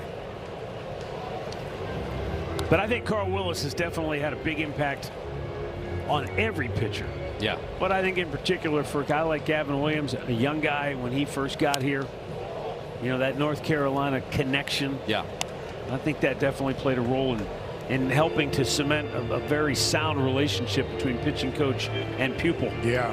Remember 2 off seasons ago, they would meet during the off season. They would meet at Duke, because that was kind of the in-between for them, Cody. That really hurt Carl. Yeah. Well, Big Rig didn't want to go to North Carolina. Yeah. Yeah. Carl, the reason you love him is because he can relate to anyone. He can relate to the guy that has won Cy Youngs, right? He can relate to Corey Kluber. He can relate to anybody. And when you can talk to anyone, when you can speak the language of pitching to guys that are from different countries, different backgrounds, had different experiences in the game, that is a unique skill set that Carl has. He's been able to have great conversation and develop in-depth relationships for guys from CC Sabathia all the way to Gavin Williams. You know, I think about players that had that ability in the clubhouse, and I immediately go to a guy like Josh Tomlin when he was here. He was kind of the in-house pseudo pitching coach on the roster that could help anyone from a young Ryan Merritt to a veteran Carlos Carrasco to all those guys that came in. But that skill set to be able to speak the language of pitching and relate to guys from all different backgrounds, all different places, it's very unique, and it's what separates Carl from the rest. When you say speak the language, were you able to interact with Josh Tomlin without the use of an interpreter? You know, I didn't say it. Yeah, before 10 o'clock at night, you know, you can understand it. 11 strikeouts for Gavin Williams. And a weak grounder right back to him. He'll take it himself. And the Big Rig dominant here this afternoon. 102 pitches. He gave him 7 outstanding innings of work when they needed it most. Minnesota back to the bullpen for their second left-hander of the afternoon. Cody Funderburk taking over for Kenry Rojas. Yeah, second time we've seen Funderburk in this series. Through 1 inning last night with 2 hits, but 3 punch-outs. We had a shot against him, but couldn't get that big hit. 92-94, sinker, cutter, sweeper, slider. He's going to throw a lot of sinker sweepers to lefties and cutters and sweepers to righties. Another young left-hander out of the bullpen down there that doesn't have a ton of experience, has shown some glimpses of, man, he could be really, really good. But on days where he's not attacking, not throwing strikes, you can put a crooked number up on him pretty quick.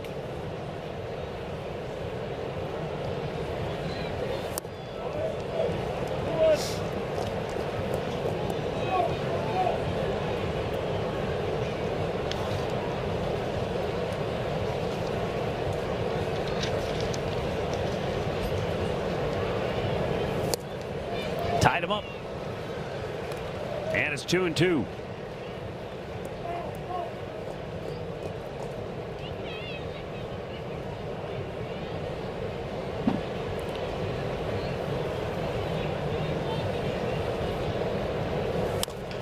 Right back up the middle. Hit the mound. Took a big hop to Gray. And he flips it over for out number 1. Bet365 scores from around baseball. Boston leading the White Sox halfway through 2-0. White Sox began the day. They had lost back-to-back, so Cleveland's still just 1 game behind Chicago.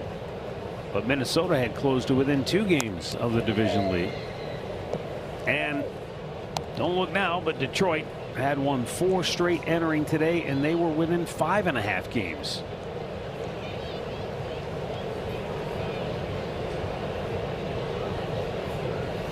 Oh, further complicating the potential trade partners as we near the deadline, because I think a lot of folks probably felt, myself included, the Tigers look like they're going to be sellers as we neared the deadline. But now, and a lot of that has to do with Tarascuba, right?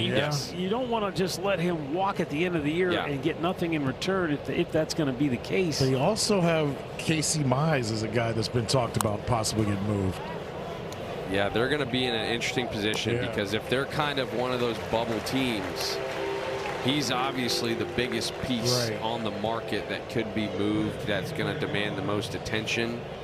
And as an organization, you obviously want to compete now, but they've got to keep one eye to the future. So it'll be interesting to see how Detroit navigates the deadline, especially if they're in a similar position as they are now, where they're within striking distance but not necessarily running away with it. Flips it over, and the Guardians go 1-2-3. We move to the bottom of the 8th. Hunter Gaddis. We've got the big guy coming in. This is the spot you want to see him. 2-run lead, 8th inning. This is his time. Threw the ball pretty well last night. 2/3 of an inning, 2 hits. Came into a big spot. Had to get a couple outs with some traffic out there. Got him done.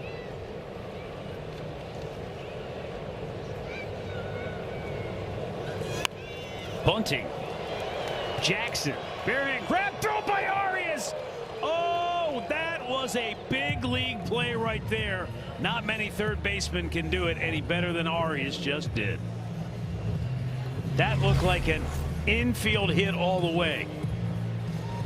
All about how you get the baseball. If you're able to pick that up cleanly, he puts the foot in the ground and throws an absolute dart over there to Manzardo at first base, getting that all-important leadoff hitter.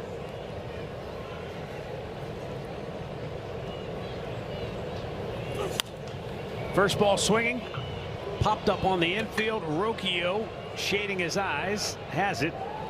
2 down. Yeah, watch this. Watch the clean pickup. 1, 2, ball is out. That is not a travel. He was able to get that out quick and with some hair on it. He's having one of those days, Cody, where everything kind of lines up. He's on top of his game, both sides of the ball. And this is why they have been so patient with him. When you see the skill that he possesses, it makes you wonder if he ever figures it out and gets to a level of consistency, what he could be. But just haven't seen that yet. 2 down. Brooks Lee waves at a ball outside. That's a really good pitch right there. Brooks Lee stepping in the box knowing that Hunter Gaddis got a good fastball. Knowing that he likes to use it. It's got a good fastball. The pitch before was 95, outside edge. The next pitch is a changeup that is coming out of the same slot, same spot, and it just fades right there at the very end. You get a very weak swing out of a Brooks Lee just like that. Tried to double up there.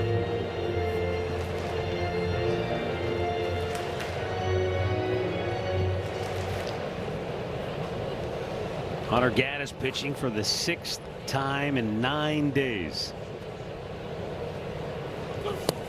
Up the ladder he goes and just pumped it by him. That was a really big inning of relief work for Hunter Gaddis. 1, 2, 3, go.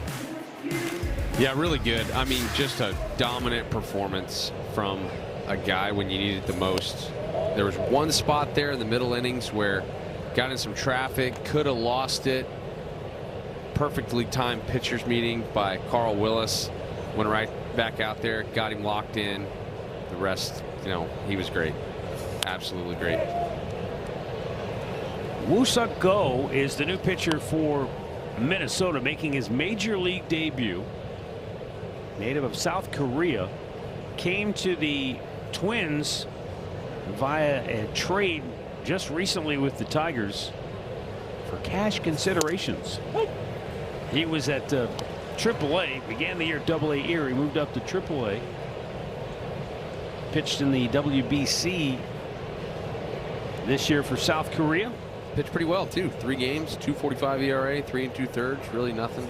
No damage. Weak ground ball to first. 1 down.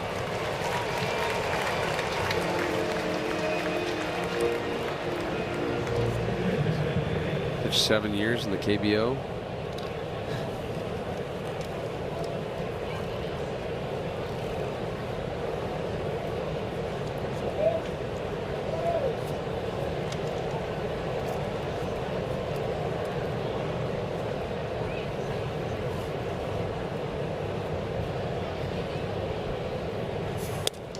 Up high, ball 1 to Patrick Bailey.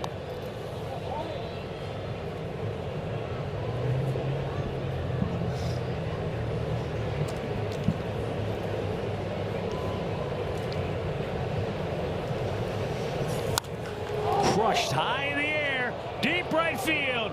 Roden is back. He's out of room. It's out of here. Patrick Bailey with his 3rd home run of the season, extending that Guardian lead to 5-2. He got it up and it went out.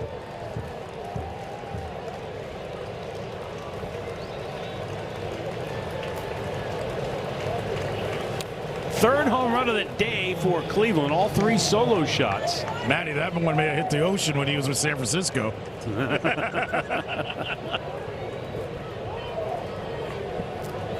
Yeah, that had that good sound off the bat, didn't it? No doubt. That was way back there over the Winnebago sign. Are we trying to go to the target field, or what was the key? Hit the target. Oh no, Gavin on target. Gavin on target. Well, Patrick was on target because that's over there. By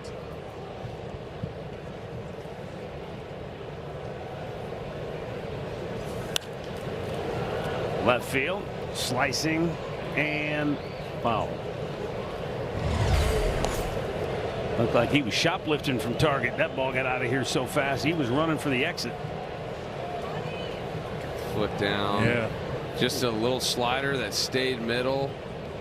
Cody, remember you talked the other day about the load, getting that weight back on that back foot and then bringing it forward. You can see it so well in that picture. Yeah. Yeah, he's put in a lot of work since he's come over here with the hitting group, and every day that he's not catching, you'll see him out there early, putting a lot of work in on his swing. And between him and Hedgie, they have really helped this club out offensively. We all know what they can do from a catching standpoint and handling a pitching staff, which is a net positive on its own. But these guys are grinding, and they are putting together some really, really good at-bats right now.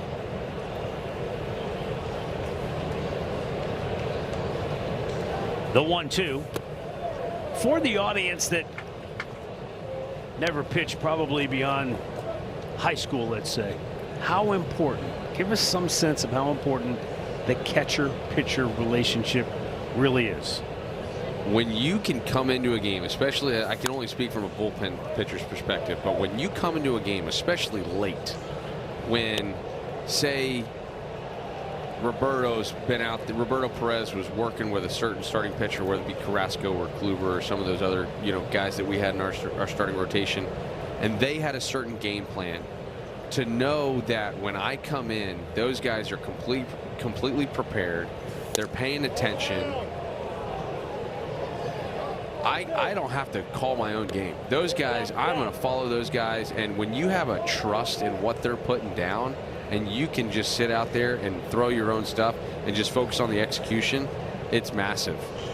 Because I think we've all seen how maybe a catcher is in a slump, and mentally they're just checked out of the game, right? And they're not really paying attention.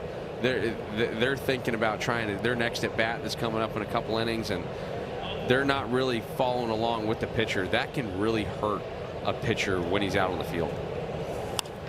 Or we've all seen the movie Bull Durham, where the pitcher Tim Robbins is like, why is he calling for a curveball? No, I want to throw. I want to bring the heat. I want to bring. You don't want to be out there in your own mind second guessing. Why is he calling that pitch? Yeah. You want to have complete trust and faith so that you're not thinking at all. Exactly. The 3-2. He got it flying.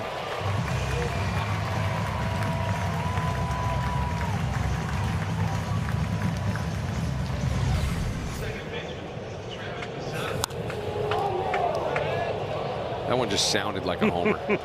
You close your eyes and you could know that that one probably got extra bases on it.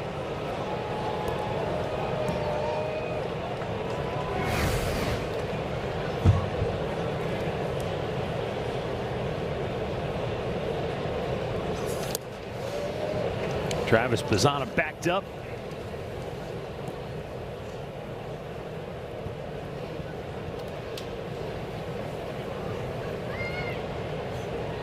Bazzana 1 out of 4 on the day. He had a double way back in the 3rd.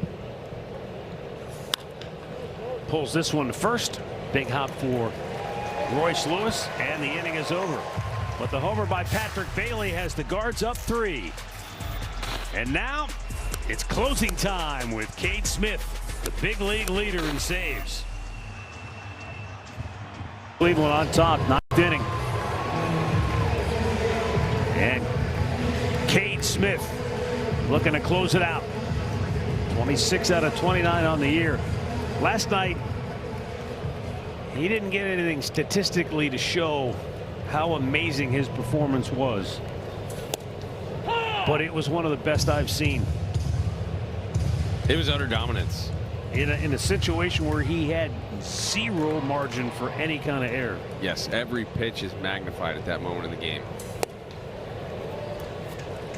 And not that communication wasn't going on, but he's used to coming in the ninth. Not that he wasn't the setup guy a year ago, and that's not that far removed in terms of the calendar, but like he's used to saying, okay, I got the 9th inning. Now this is the 8th inning, and it's just please go down there and try to keep us in the game. Yes. And he was brilliant. Popped up, playable, I think. Let's see. Bailey over in front of the dugout. No, it pops on top of the dugout roof. 2nd and 3rd, nobody out. Enter the game. Cade Smith, bottom of the 8th in a tie game. Strikes out Roden. Freezes Kreidler. And he gets a weak pop-up to end the inning. And the Twins did not score. It was just incredible. His stuff was hissing last night. He really didn't, you see that splitter right there.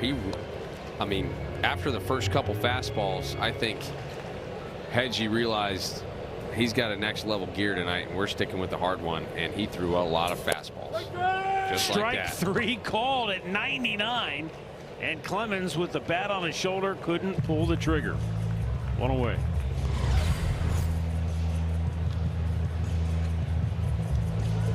That was a take right there, just because he was thinking splitter. When he sees it down, he's thinking splitter. He's leaving it down because he's waiting for that thing to drop in the bottom of the zone, and then it's just a heat seeker through the bottom of the strike zone, and it locks him up. And then Josh Bell's thinking, he's not going to throw me a first pitch splitter, and he swings, and the bottom does fall out of it, just as you talked about. And that's just being prepared. That's Patrick Bailey being super prepared, knowing that Josh Bell is swinging early throughout this whole series. Hey, we're going to throw a strike the ball pitch here, and guess what? You get him waving at one. Look at that. Look at that. ABS powered by T-Mobile, and Bailey gets the call overturned. It's 0-2.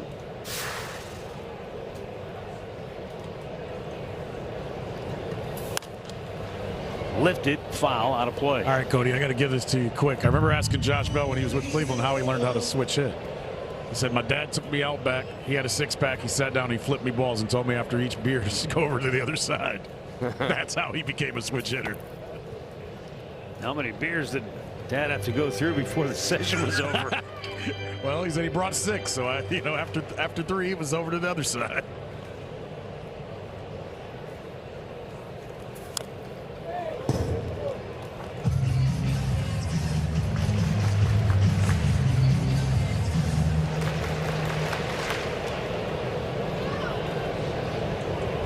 And the 1-2 to center.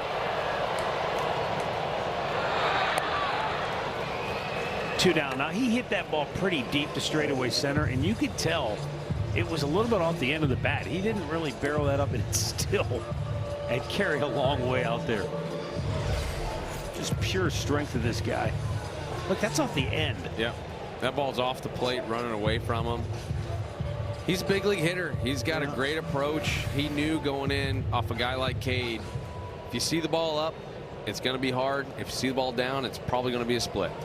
And so which one would you got to pick your poison there? So you see Royce Lewis right there. He takes the ball down. He's probably thinking ball's down, split, leave it down. Ball up, try and get on top. Try your best. Low and away, 1 ball, 1 strike.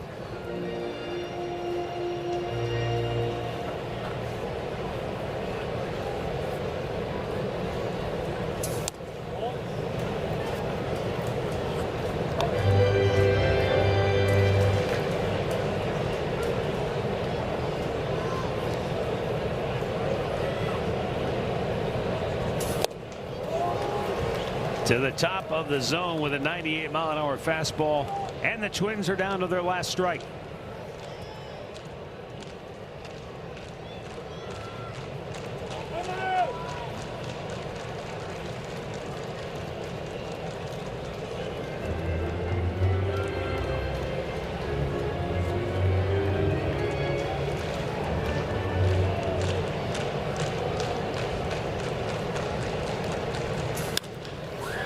Right field, slicing down the line, out of play.